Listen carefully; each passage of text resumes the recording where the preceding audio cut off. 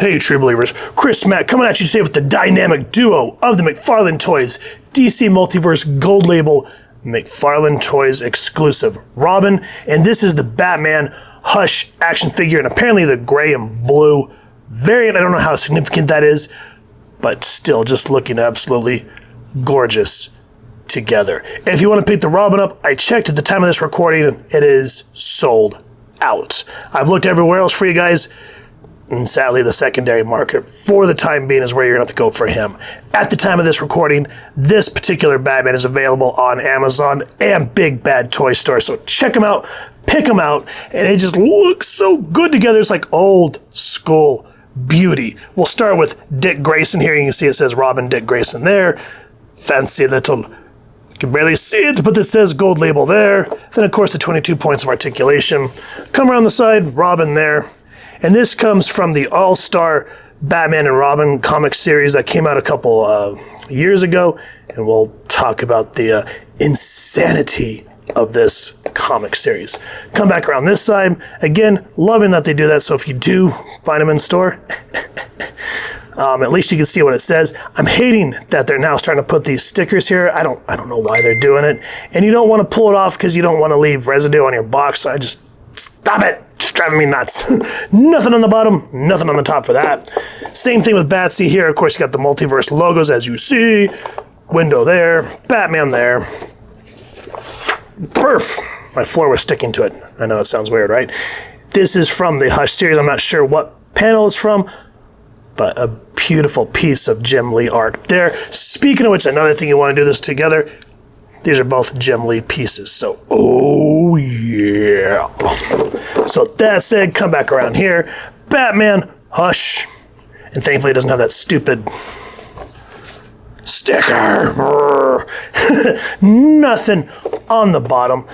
So that said, let's get the dynamic duo out of the packaging and get a closer look at them.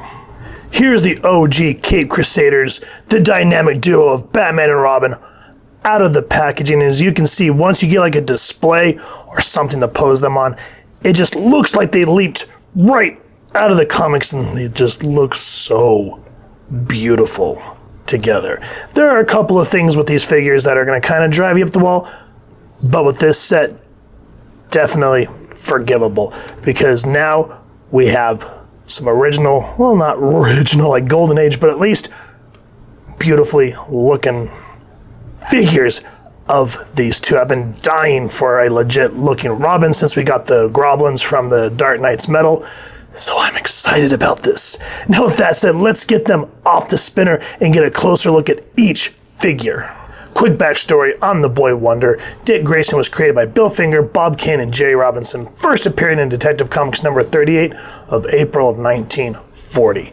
Robin was created to attract newer, younger readers, and the character gained overwhelmingly positive reception, doubling the sales of the Batman titles. As a team, Batman and Robin are commonly known as the Cape Crusaders and the dynamic duo. The name Robin, the Boy Wonder, and the design of the original costume were inspired by Robin Hood. Jerry Robinson noted that he came up with Robin because of the adventures of Robin Hood from his childhood. They were his favorites. Dick Grayson was an acrobat and the youngest of a circus family called the Flying Graysons. A gangster named Boss Zuko had been extorting money from the circus and killed Grayson's parents by sabotaging their trapeze equipment as a warning against any defiance. Batman investigated the crime, and as his alter ego, billionaire Bruce Wayne put Dick under his custody as his legal ward. When Batman recounts the murder of his own parents, Dick asks to become his aide. And after extensive training, Dick becomes the crime-fighting sidekick, Robin. Now, he would eventually go on to lead the Teen Titans, and growing weary of his role as Batman's young sidekick, he relinquishes the mantle. Now, during the events of the 1984 Judas Contract, which ran through Tales of the Teen Titans number 42 through 44 and Tales of the Teen Titans Annual number 3, Dick dons the identity of Nightwing, establishing his own persona and giving homage to both of the people he looked up to, being Bruce and Superman. Now, if I'm not mistaken, Perez stated that DC wanted to introduce a new Robin, which was Jason Todd. So he and Marv Wolfman retired the mantle of Robin in New Teen Titans number 39 from February of 1984, and they came up with the idea of the Nightwing persona. Now, for this Batman, we have already gone over the backstory of the Hush comic art with the Mafex Batman Hush Metacom action figure, so I'll leave some cards in this review so you can check it out at your convenience. Now, with that said, let's talk about the accessories that these figures come with. First and foremost, as per usual, they both come with the obligatory DC stand, which is very thankful, especially when we get into these figures, and we'll talk about that in a moment. Now, Robin's trading card looks great. The Jim Lee art is amazing. Now, with his backstory, let's talk real quick about this particular artwork. This is from All-Star Batman and Robin the Boy Wonder, which was a 2005 arc that ran through 2008. And even though Jim Lee's artwork on it is absolutely phenomenal, I don't know what was up with Frank Miller. I don't know if he was off some meds, on some kind of meds, but it's a fever dream. And what happens, like the way Batman acts, he is batshit crazy. They end up slitting Green Lantern's throat. Bruce makes Robin sleep when he first adopts him, makes him sleep down in the cave and eat bats, as he tells Alfred, like I did. It's an interesting take, but I can see why it was cut short, because it was just too crazy. But this is where we get that piece of artwork. Now, I'll make sure to get the back so you guys can check it out at your convenience. Same thing with the Batman card. I love that they're finally going back to comic panels instead of someone else's action figure photography. I know that sounds a little pretentious, but I just love having that comic book artwork. I guess after, being a card collector in the 90s of comic book cards, oh, those are so great. Those are so great. I miss them. Anyway, I'll make sure to get the back of the Batman card as well so you can read it at your convenience. Now, for Bats, he comes with two itty-bitty batarangs. They look exactly the same, but I love that kind of has that old school feel about them. There's not much to them. They're real thin, and he just does not want to focus on these batarangs. Sorry, guys. But you get the concept that batarang, black, indentions, look cool. He comes with two punching hands. Oop. Robin decided he wanted to take a dive. Now, real quick, before we talk about the other hands, I wish that they would have given us one extra right hand punching hand, because this one comes with the Kryptonite punch ring, which he uses to defeat Superman and finally get him out of partially out of Poison Ivy's grasps, which is a really great fight. But the downfall is that's it. These are the two punching fists that you come with, which is sort of like, damn it. Because if you just want to do like a regular running pose on your shelf, or me where, I do photography, I'm going to have to Photoshop that shite out every single time on this figure. And that's tedious. But that's neither here nor there. We have it, love it, want some more of it, and I bet you 10-1 he's not going to stand. But I'm not going to waste my time. He also comes with a batarang finger hand, which is like, come here, I got a surprise for you. Looks good, matches the paint apps of that figure. The other one is more kind of a semi-open hand, which is cool. Now that I retrieved this from the floor, since it decided it needed to take a dive, looks good. I'm glad that we get at least two different sets of hands there. Thankful for that. Robin kind of comes with the batarang, but this is cool. It has stringy on it, which be careful when you're unweaving it. I did pull a couple of strands and I was like, ah, crap, and you can kind of see it there, and I was like, ah, damn it, but whatever. And I kind of wish they would have maybe worked something different in terms of the knot, but I'll take it. It's a nice accessory. Really adds to Robin's thing. And he comes with oh my goodness, a plethora of hands. It's like 8 in total. So you get the two regular punching hands, which is cool. We kind of get more like waving hand or warning hand. I like the pointy finger. That one's awesome. Here, let me pick your nose. All right, moving on. I do love the thumbs up. A-OK, super number one. Just very cool. Like, very cool, Dr. Jones. And then there's the other punching fist, and all the colors on here look great. We get kind of a gripping, choking hand. Again, another batarang finger hand like Batman. And then another batarang finger hand like Batman.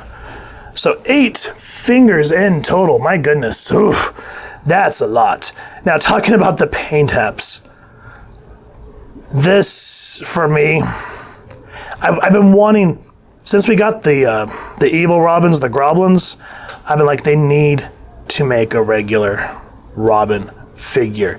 And so when they announced that this was a gold label, I jumped on that ASAP because I wanted an old school version. Because I've not seen one like this since long time now. So it was just nice to have an original look. Even though it's based off of the All-Star version, and his head may be a little too big, I'll let it go. I'm glad that the R is big and predominant. And of course the yellow stitches, the black belt. The one thing... This is a gold label. This is a gold label figure. Exclusive. Let's remember this. F that ball joint. They should have taken the glove and pushed it over the edge like they've done on a lot of other figures and hid that. That's probably one of the most glaring, ugly things about this figure that I hate is that damn ball joint. I mean, it's effective, but just seeing it like that, so ugly on both arms. Just, I'll let it go. Face sculpt is great. Black hair looks cool. Mask looks cool. And because Dick Grayson was kind of a joker, kind of having that little smirk works. Now, one thing, this is just a nitpick. And remember, this was a gold label exclusive from McFarlane Toys website.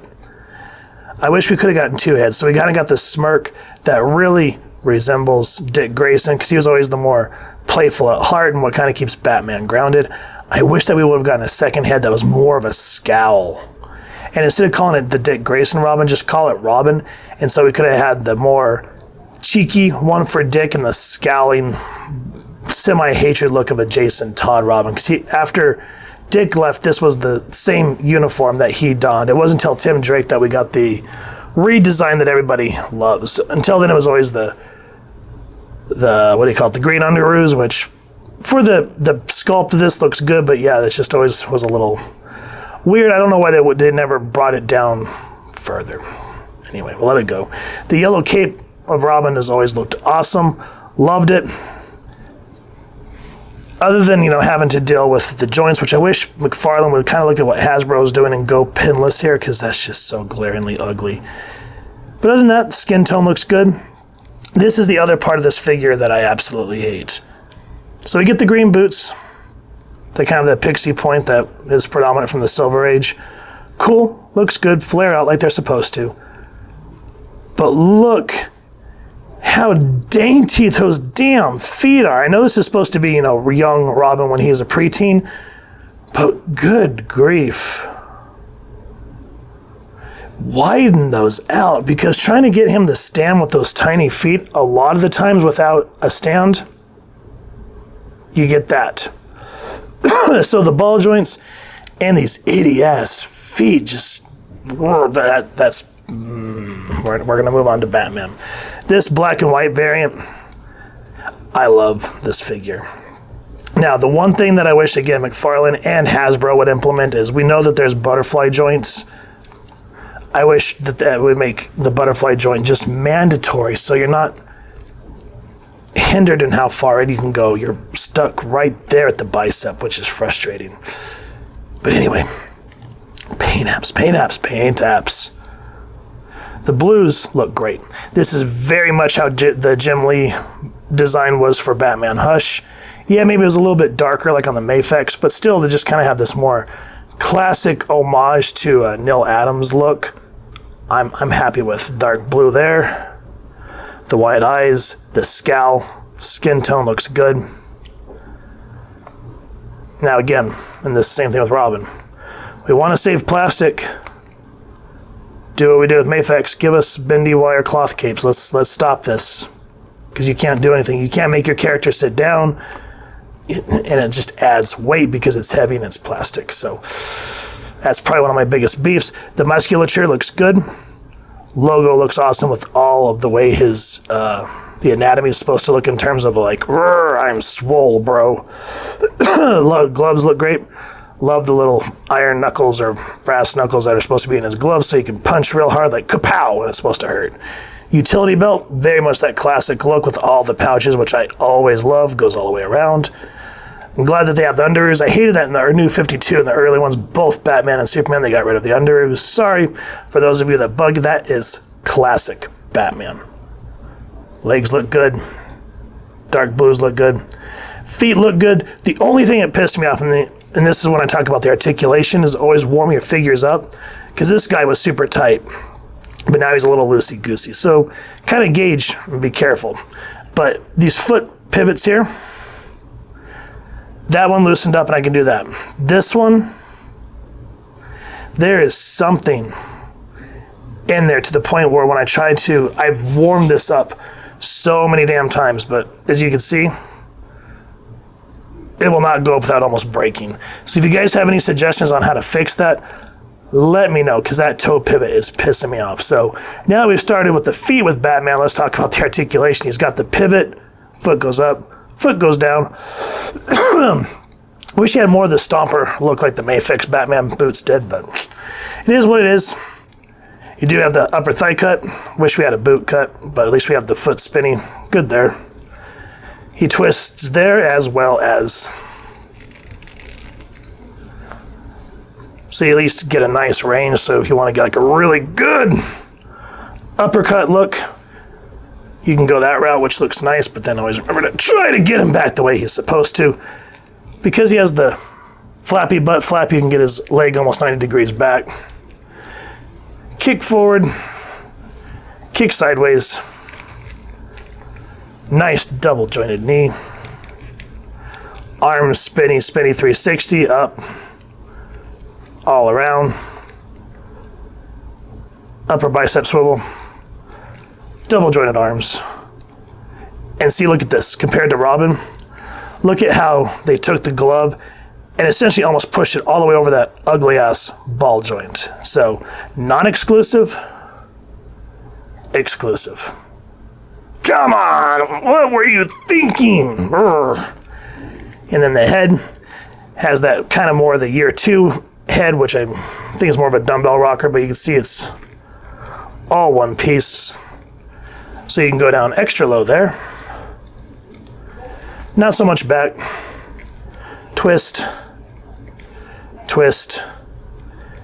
And that is pretty much the articulation there. Now, one thing also on these apps of this Batman, paint apps, not appetizers, but paint apps. I always like the shorter ears. Not any more short than this. Like the Dark Knight Returns was a little too short. But the only time I like when these are like crazy long is when it's like a Nightmare version or an Elseworld, and you can just go batshit crazy. But for main continuity, that's a good size for me. Now for the articulation of Robin the Boy Wonder, head go down, head go up, spinny 2x4, and you get a lot of play, which is awesome. 360 arm, go up that way. Stop hitting yourself. But very bendy there, and as you can see, double jointed elbow. Ball joint. Can spinny. Hands go up and down just like Batman. So I'm glad that for that spinny, which to me is A-OK, Dr. Jones. Can bend down relatively well. Oh, he is stuck in my glove. Legs out that way. 90 out. The loose butt flap, so I can go 90 back that way. And of course, kicking. Double jointed knees. Oh, I hate the tiny feet.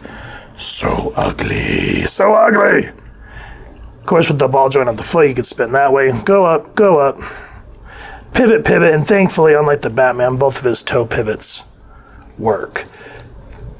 So other than a few ugly things that are going on with these figures, overall, to just have that old school dynamic duo look like this, absolutely phenomenal.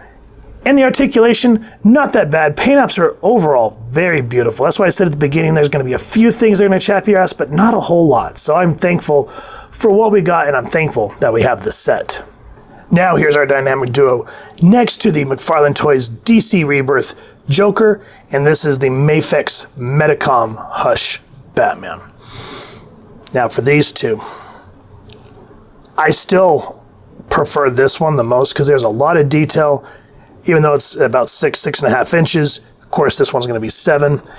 And what I will say about Mafex, compared to this where we kind of just got the one punching hand and then the one that has the kryptonite ring, he comes with a plethora of hands too, but no kryptonite ring. And here's where Mafex gets you, and it's worth it, and we'll go over it, is the Mafex Superman comes with the kryptonite ring. So you have to kind of put those together to get that one. But worth it, we will go over that Superman eventually. Now, with this one, though, is I love how beefy Batman's supposed to be compared to this one, where this guy, he's a little more skinny. As we know, Batman, weightlifting and being the crime fighter, I'm glad that this one's a lot more stocky. But still, to have both of them, I'm thankful. And then look at this. This cape is heavy and really hard to get him to stand with that heavy-ass plastic cape. As where, look, bendy wire, oh my goodness, look, I can do whatever I want, and it's light, and he stays instead of this heavy-ass plastic. So, we want to be packaged plastic free and blah, blah, blah, blah. Come on, let's give Mafex a run for its money. Now for this Robin, other than the tiny-ass feet, looks good, even though he's probably around the 6-inch mark with this, because these probably about 7.5, 7 inches there. So in terms of if you're a McFarlane line collector, this is going to work for you, but I still prefer that one. Let me know which one y'all prefer down in the comments. I love both of these figures. As per usual with any figure that you pick up, they're going to have their problems. My biggest gripe with the gold label Robin is the itty bitty feet. What were they thinking? They could have widened those out just a little bit more, because sometimes when you're trying to do a running pose without the stand, which I prefer to do, frickin' forget about it, man. That drives me nuts. Now, aesthetically, the second thing that we talked about is the ball joints. Those blatant, ugly ball joints.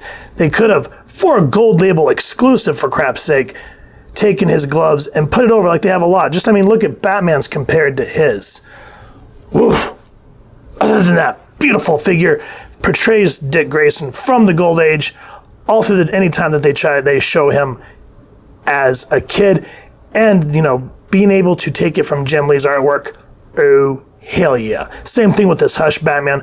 I don't have a lot against this figure. I love him. The joints are a little loose. I hate that the paint kind of keeps my foot tab solid, but whatever. The only thing I wish is, in addition to giving us the cool kryptonite glove, I wish they would have given us just a regular punching hand, because if you do photography like I am, that means that if you don't have Superman in the photo, you're going to have to go in and Photoshop that damn stone out. So an additional running hand would have been nice. Other than that, gorgeous set, guys. Highly recommend it. And if you've enjoyed what you've seen, please first and foremost check with your local comic shop or any little independent place where you like to pick up your comics, books, and figures, and see if they have either of these in stock, because sometimes you'll get lucky and people will trade those in. That's how I got my Hellfire set from Marvel Legends. And if not, you can check out the places that we talked about at the beginning of the review. Speaking of, if you've enjoyed the review, we very much appreciate if you take a moment to like, share, and subscribe. Helps the club channel more than you could possibly know. And if you wouldn't mind hitting that fancy little dynamic duo bell next to subscribe, that way as we continue to upload content, you guys will get notified. Come to the channel, and we love talking with y'all and hearing your thoughts and feedback down in the comments below or social media pages, which I will make sure to leave the links down in the description. So with all that said, photo slideshow coming up. Thank y'all so much for stopping by, and I hope y'all continue to have an absolutely amazing day reading, and happy hunting, true believers.